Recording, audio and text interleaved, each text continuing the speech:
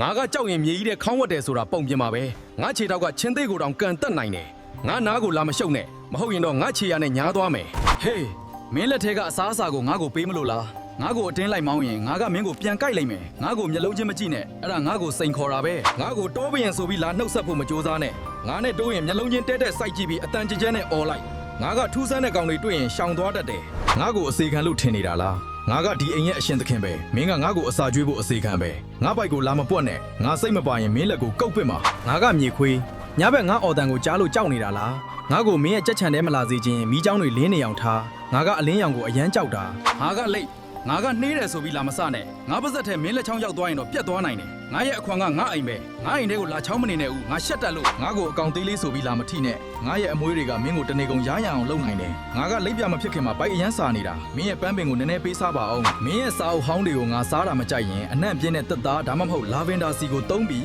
6တွေ့အောင်ထားရင်မင်းစာအုပ်တွေကိုငါလာမစားတော့ဘူးငါကိုလက်နဲ့လိုက်ရိုက်နေတာလားမင်းအစားအသောက်တွေပေါ်ငါ့ကိုမနာစေချင်ရင်လေးညင်းပွင့်ကိုတံပရာသီးတဲ့ထိုးဆိုင်ထားလိုက်ငါကအဲ့ဒီအနံ့ကိုရရင်မူလဲသွားမှာပလဲထဲမှာငါနဲ့တိုးရင်ပလတ်စတစ်အိတ်တွေကိုအစာထင်ပြီးကျွေးမနေနဲ့ဦးအဲ့ဒါတွေကငါ့ကိုတေးစေနိုင်တယ်ငါကမင်းတို့လူသားတွေထက်အသက်ပိုရှည်ခြင်းသေးတယ်